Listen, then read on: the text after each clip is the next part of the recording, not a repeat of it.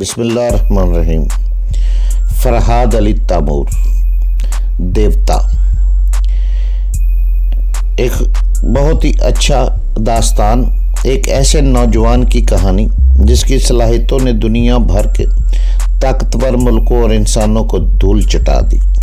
اپنے ملک کی بقا کے لیے پوری دنیا سے لڑ گیا، جہاں گیا اپنے نام کا سکہ جمایا، جسے بچپن میں نہ ماں کا پیار ملا نہ باپ کا، جو ماں کی گود کو ترستا رہا، جسے نفرت ہی نفرت ملی۔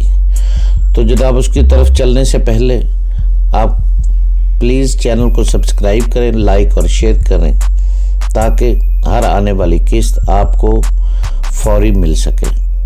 دیوتا، فرحاد علی تیمور، قسط نمبر 57۔ وہ ایک بچے کی ماں تھی۔ بعض عورتیں ایسی ٹھوس اور گدائے ہوئے جسم کی مالک ہوتی ہیں کہ ان پر ایک شادی یا ایک خامد اور 2-4 بچے اثر انداز نہیں ہوتے۔ ان کے حصے میں سدا بہار جوانی آتی ہے، وہ بھی سدا بہار تھی۔ وہ اپنے بچے کی موت کے سفر سے لرز رہی تھی اور اس کی سلامتی کے لیے دعائیں مانگ رہی تھی۔ شاید اس کا بچہ بیمار تھا، لیکن نہیں، اس کی اگلی سوچ سے پتہ چلا وہ بیمار نہیں بلکہ اس سے بچھڑ گیا ہے۔ میرا پپو کہاں ہوگا، کس حال میں ہوگا، وہ سوچ رہی تھی۔ بیٹے کی جدائی سے مرنے سے صبر آ جاتا ہے، لیکن وہ تو گم ہوا ہے۔ میرے جیتے جی بچھڑ جانے والوں کے لیے دن رات دل تڑپتا ہے۔ صبر نام کی کوئی چیز کام نہیں آتی۔ وہ سوچتے سوچتے رک گئی۔ ڈاکٹر کو مخاطب کر کے اطلاع دینے کے لیے گئی کہ کمرہ نمبر 10 کا مریض ہوش میں آ گیا ہے۔ اس کے جواب میں کچھ ڈاکٹر نے کہا۔ اسے نرس کے دماغ نے میرے دماغ تک نشر کیا۔ اس نے کہا 10 نمبر کا مریض بے ہوش نہیں تھا، وہ گہری نیند سو رہا تھا۔ بات تمہیں بتائی جا چکی ہے، مگر تمہاری یادداشت کچھ کمزور ہو گئی ہے۔ سسٹر، مجھے یوں لگتا ہے جیسے تم کچھ پریشان سی رہتی ہو۔ جی نہیں، مجھے بھلا کیا پریشان ہو سکتی ہے، میں تو بالکل ٹھیک ٹھاک ہوں۔ اچھا تو پھر دھیان سے کام کرو، 10 نمبر میں جاؤ، میں ابھی آ رہا ہوں۔ یہ کہہ کر اس نے ڈائریکٹر جنرل شبیر حسن کو اطلاع دینے کے لیے متعلق سوچا اور ان کا رہائشی فون نمبر ڈائل کرنے لگا۔ میں نے نرس کے دماغ میں جھانک کر دیکھا۔ مجھے امید تھی کہ میں اس کے بچے کے متعلق مزید معلومات فراہم کر سکوں گا، لیکن وہ اس کی سلامتی کے حوالے سے کچھ نہیں سوچ رہی تھی۔ میں نے اس کی سوچ میں سوال کیا، اس وقت میرا بچہ کہاں ہوگا؟ اس کی اپنی سوچ نے کہا، پتہ نہیں کہاں ہوگا، کاش مجھے معلوم ہوتا، میں فوراً ہی وہاں پہنچ جاتی۔ اس کے جواب سے کچھ پتہ نہ چلا۔ میں نے 2 بار پوچھا، اس وقت میرا بچہ کس کی سرپرستی میں ہے؟ وہ سرپرست اپنے ہیں یا بیگانے؟ دشمن کبھی اپنے نہیں ہوتے۔ اگر وہ اپنوں میں ہوتا تو میں یوں پریشان نہ ہوتی۔ خدا اسے غارت کرے، میری گود اجاڑ کر گیا ہے۔ اللہ نے چاہا تو وہ کبھی سکون سے نہیں رہے گا۔ وہ سوچتی ہوئی میرے کمرے میں آ گئی۔ اس کے دل کا بھید معلوم ہو گیا تھا۔ مجھے اس سے ہمدردی ہو گئی تھی۔ میں نے بڑی نرمی سے پوچھا، تمہارا نام کیا ہے؟ سسٹر، اس نے جواب دیا۔ یہ نام تو نہیں ہے، پیشے کے اعتبار سے تمہیں سسٹر کہا جاتا ہے۔ اگر میں نام بتا دوں تب بھی آپ کا فرض ہوگا کہ آپ مجھے سسٹر کہہ کر مخاطب کریں۔ بہتر یہی ہے کہ میں بے نام رہوں۔ ہاں، تم کچھ ایسی ہی ویران سی نظر آتی ہو، جیسے بے نام ہوتے ہیں۔ ایسی ویرانی ہے جیسے سہاگ اجڑ گیا ہو یا گود ویران ہو گئی ہو۔ میرا آخری فقرہ سن کر وہ چونک گئی۔ میں نے اس کی دکھتی رگ پر ہاتھ رکھ دیا تھا۔ وہ مجھے حیرانی سے دیکھ رہی تھی اور یہ سمجھنے کی کوشش کر رہی تھی کہ میں اس صدمے کو سمجھ چکا ہوں جسے اس نے دل میں چھپا رکھا ہے۔ وہ چکچائی ہوئی بولی، آپ کیا کہہ رہے تھے؟ میں نہیں سمجھی۔ کیا اپنی پریشانیوں کو نہیں سمجھتی ہو؟ کیسی پریشانیاں؟ یہ تو میں تمہارا ہاتھ دیکھ کر ہی بتا سکتا ہوں۔ ہاتھ کی لکیریں ماضی اور مستقبل کی باتیں سناتی ہیں۔ میں ان لکیروں کو دیکھ کر بتا سکتا ہوں کہ تم نے زندگی میں کیا پایا ہے اور کیا کھویا ہے۔ میں یہ بھی بتا سکتا ہوں کہ اگر تم نے کچھ کھویا ہے उसे दोबारा कैसे पा सकती हो। अचानक ही वो मुझे बड़ी दिलचस्पी और अकीदत से देखने लगी। हर खोने वाला पाने की तलाश में रहता है, कभी अमल से तलाश करता है, कभी ख्याल ही ख्याल में ढूंढता रहता है, और जब वो चीज़ नहीं मिलती तो थक आकर उसे हाथ की लकीरों में पाने की कोशिश करता है। अब उस नर्स के सामने भी यही एक रास्ता रह गया था कि कोई नजूमी या गैब की बातें बताने वाला उसके बच्चे का पता बता दे। उसने कुछ यकीन करने कुछ ना करने की कश्मकश में पूछा, क्या वाकई आप हाथ की लकीरें देखकर सब कुछ बता सकते हैं? मैंने उसकी जानब हाथ बढ़ाकर कहा, आजमाइश शर्त है, लाओ अपना हाथ दो। वो मेरे करीब आने लगी, लेकिन करीब आकर अपना हाथ मेरे हाथों में न दे सकी, क्योंकि डॉक्टर कमरे में आ चुका था। उसने बताया कि डायरेक्टर जनरल को इतला दी जा चुकी है, वो आने ही वाले हैं। डॉक्टर ने बातें करने के दौरान अपनी निगरानी में नर्स के हाथों से मुझे दवा खिलाई, इंजेक्शन लगवाया और वापस चला गया। उसके जाते ही नर्स ने कहा, अगर आप सुकून महसूस कर रहे हैं तो मेरा हाथ देख लें। उसने दोनों हाथ मेरी जानब बढ़ाकर कहा, आप कौन सा हाथ देखना पसंद करेंगे? दो गोरे गोरे गुलाबी हाथ ऐन निगाहों के सामने थे। वो पूछ रही थी कि मैं कौन सा हाथ पसंद करूँगा। मुझे तो दोनों ही हाथ पसंद थे और इन हाथों से बहुत दूर तक मुझे पसंद थी।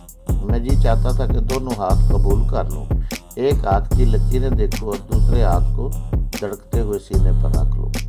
मैं जानता हूँ कि मुझे एक गैर औरत के मुतल्लिक ऐसा नहीं सोचना चाहिए, मगर ये इंसान की फितरत है कि वो गैर औरत के मुतल्लिक ज़्यादा सोचता है।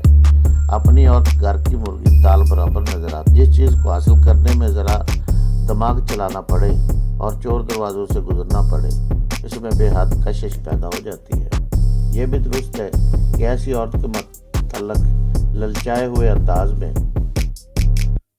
सोचना जलालत है जो अपने बच्चे के लिए परेशान है। मगर सच्चाई ज़रा कड़वी होती है। अज़ल से इस दुनिया में यही होता आया है, किसी की बहन की मजबूरी से और किसी की माँ की ममता से लोग फौरी तौर पर फ़ायदे हासिल करते रहते हैं। मैंने ख्याल ख्वानी के ज़रिए लोगों के दिमाग में बैठकर ऐसे शर्मनाक ख्यालात पड़े हैं कि अगर इन्हें आश्कार किया जाए तो इंसान का सर शर्म से झुक जाए। मैंने ऐसे काले चेहरे भी देखे हैं जो अपने दोस्त की बेटी को सदके दिल से बेटी कहते हैं, लेकिन ज़हन के चोर दरीचे से झांक कर उसकी बेटी की जवानी को ललचाई हुई नज़रों से देखते हैं। मैंने हर इंसान की सोच में झांक कर देखा है और अब तक यही समझा है कि हर इंसान अपने एक चेहरे के पीछे दूसरा चेहरा लिए फिरता है, जिसे मैं ज़्यादा नहीं छुपाता किसी जवान और हसीन औरत को देखते ही अपने चेहरे को बेनकाब कर देता। इस वक्त भी नर्स के सफ़ेद लिबास में खिलती हुई जवानी को देखकर मैंने आम इंसानों की तरह दो तरह के ख्यालात कायम किए। पहला ख्याल तो ये था कि वो एक मजबूर औरत है, अपने बच्चे के लिए परेशान है, मैं इसकी हर मुमकिन मदद करूँगा। दूसरा ख्याल ये था कि वो हसीन है, नौजवान है, किसी तौर से भी माँ, बहन या बेटी नज़र नहीं आती, सिर्फ एक औरत नज़र आती है और औरत को सिर्फ औरत ही नज़र आना चाहिए। किसी से संजीदगी के साथ रिश्ता कायम किया जाता है, बाकी दूसरे तलक़ात आनी जानी शय होते हैं। मैं उसके बाएं हाथ को अपने हाथों में लेकर देखने लगा। उसकी गुलाबी हथेली शफाफ कमल की तरह खुली हुई थी। चांदाड़ी तिरछी लकीरें इसकी किस्मत का हाल बता रही थी। मैं लकीरों की ज़ुबान नहीं समझता था। मैंने उसकी हथेली पर हाथ फेरते हुए पूछा, तुम क्या पूछना चाहती हो? आप ये बताएं कि ऐसी कौन सी चीज़ है जो मुझसे छीन ली गई है। मेरे हाथ देखने का तरीका दूसरे नजूमियों से ज़रा मुख्तलिफ है। तुम जो कुछ पूछना चाहती हो उसका जवाब अपने दिल में सोचती जाओ। मसलन तुमने पूछा है कि तुमसे कौन सी चीज़ छीन ली गई है, तो इसके जवाब में तुम इस चीज़ का नाम सोच लो। तुम्हारी हथेली की ये दरमियानी लकीर मुझे इस चीज़ का नाम बता देगी। उसने बेयकीनी से पूछा, कैसे मुमकिन है? मेरी सोच ने से इन लकीरों का क्या तल्लक हो सकता है? बहुत गहरा तल्लक है। इंसान सोच कर इरादा करता है और इरादे की कुव्वत से अपनी तकदीर बदलता है। اس سے ثابت ہوتا ہے کہ سوچ کا تعلق تقدیر سے ہے اور تقدیر ہاتھ کی لکیروں میں یا انسان کی مٹھی میں ہوتی ہے۔ وہ میری باتوں سے قائل ہوگی۔ اس نے میرے مشورے کے مطابق اپنے بیٹے پپو کا نام سوچا۔ میں نے اس کی ہتھیلی کی درمیانی لکیر پر انگلی پھیرتے ہوئے کہا، تمہاری یہ لکیر بتا رہی ہے کہ تمہارا بیٹا پپو تم سے چھن گیا ہے۔ وہ شدید حیرانی سے میرا منہ تکنے لگی، پھر وہ اپنے دونوں ہاتھوں سے میرے ہاتھ تھام کر بولی، تمہارا علم سچا ہے۔ اب مجھے یقین ہو گیا ہے کہ ہاتھ کی لکیریں سچ بولتی ہیں۔ خدا کے لیے ان لکیروں کو دیکھ کر بتائیے کہ میرا بیٹا مجھے کب ملے گا اور کیسے ملے گا۔ میں نے دوبارہ اس کا ہاتھ تھام کر کہا، کوئی سی بھی بات ہو اپنی ایک خاص ترتیب سے اچھی لگتی ہے۔ میں تمہیں بتاؤں گا کہ تمہارا بیٹا کب اور کیسے ملے گا، لیکن اس سے پہلے تمہیں اپنے بیٹے کے بارے میں بتانا ہوگا۔ تم اپنے بیٹے کے متعلق اس وقت سے اب تک کی تمام باتیں ترتیب وار سوچو، اس وقت کہ تمہارا بیٹا تم سے بچھڑ گیا تھا، کیونکہ اسی ترتیب سے یہ لکیریں تمہارے پپو تک مجھے لے جائیں گی۔ میری ہدایت کے مطابق وہ ترتیب وار سوچنے لگی۔ میرا بیٹا 4 برس کا تھا۔ میں نے اس کی محبت میں ساری دنیا کو بھلا دیا تھا۔ اس کے باپ کے مرنے کے بعد میں نے دوسری شادی نہیں کی، کیونکہ میری جوانی کے طلبگار بہت تھے، لیکن اسے باپ کی محبت دینے والا کوئی نہ تھا۔ اس کی خاطر میں یہ ملازمت کر رہی ہوں۔ میری اس ممتا کو مجھ سے زیادہ کوئی نہیں سمجھتا۔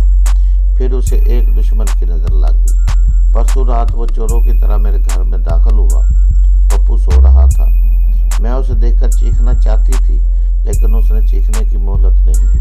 پپو کے سینے پر ریوالور رکھ کر کہا، اگر تم اپنے بیٹے کی سلامتی چاہتی ہو تو میرے حکم کی تعمیل کرو۔ اتنا سوچنے کے بعد اس نے مجھ سے پوچھا، میں جو کچھ سوچ رہی ہوں کیا اب بھی لکیریں وہی بتا رہی ہیں؟ میں نے جواب دیا، ہاں، تمہارے گھر میں ایک بدماش گھس آیا تھا، تم اس کا حلیہ بتاؤ۔ وہ سامنے رنگ کا ایک دبلا پتلا سا آدمی تھا۔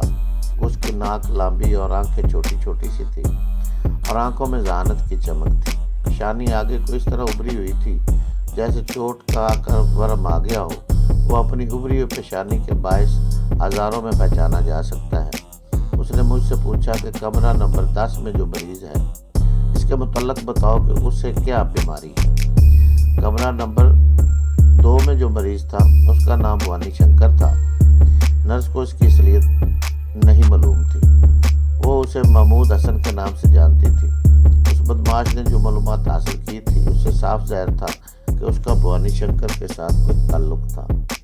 نرس نے کہا، میں جانتی ہوں کہ اس ہسپتال میں اکثر مجرم علاج کے لیے لائے جاتے ہیں۔ 2 نمبر کا مریض بھی کوئی زبردست مجرم ہے، اسی لیے اس کے کمرے کے اطراف سخت پہرا ہے۔ اسپتال کے ملازموں کو اور خصوصاً ہم نرسوں کو تاکید کیجیے کہ ہم اسپتال سے باہر جا کر کسی مریض کا ذکر نہ کریں، مگر وہ بدماش 2 نمبر کے مریض کے متعلق پوچھ رہا تھا۔ میں نہ بتاتی تو میں میرے بچے کو مار ڈالتا۔ مجھے مجبوراً بتانا پڑا کہ پرسوں اس مریض کو اسپتال لایا گیا ہے۔ اس کے جبڑے کے پاس تھوڑی کے ایکس رے کرنے کے بعد ہم نے انٹیلیجنس والوں کی نگرانی میں اسے آپریٹ کیا اور آپریشن کے ذریعے پلاسٹک کے کیپسول اس جگہ سے نکال لیا ہے۔ اس کیپسول میں کیا تھا یہ مجھے نہیں معلوم، ڈاکٹر جنرل نے اپنی حفاظت میں لے لیا تھا۔ پھر اس بدماش نے سوال کیا کہ اس مریض کی ٹھوڑی کے نیچے کا جو زخم ہے وہ زخم کب تک بھرے گا؟ میں نے جواب دیا، مجھے نہیں معلوم، معمولی زخم آیا ہے، 2-4 روز میں بھر سکتا ہے۔ تب اس بدماش نے کہا کہ جب تک 2 نمبر کا مریض صحت یاب نہیں ہوگا اس وقت تک وہ میرے پپو کو اپنے پاس رکھے گا، اپنی مرضی کے مطابق کام کرائے گا۔ مثلاً 2 نمبر مریض کے پاس وہ تحریر کوربرڈ میں ہوتی ہے وہ لے کر جائے گی۔ میری سمجھ میں نہیں آتی، مجھ سے کہا گیا کہ میں زیادہ سے زیادہ اس مریض کی خدمت کروں تاکہ وہ جلد صحت یاب ہو جائے۔ اس طرح جلدی پپو مجھے واپس مل جائے گا۔ میں اپنے بیٹے کی خاطر مجبوراً اس کا کام تمام کرتی ہوں، سب قانون کے خلاف ہے۔ پتہ نہیں یہ لوگ کس قسم کے مجرم ہیں، ان سے ٹکرانے کا کوئی راستہ نہیں ملا تو یہ میری ممتا سے فائدہ اٹھا کر اپنا کام لے رہے ہو۔ میں جانتی ہوں آپ انٹیلیجنس کے کوئی افسر ہیں اور ڈاکٹر جنرل نے آپ کا خاص خیال رکھا ہوا ہے۔ آپ مجھے مجرموں کی اعلیٰ کار بننے کے بارے میں بتا سکتے ہیں؟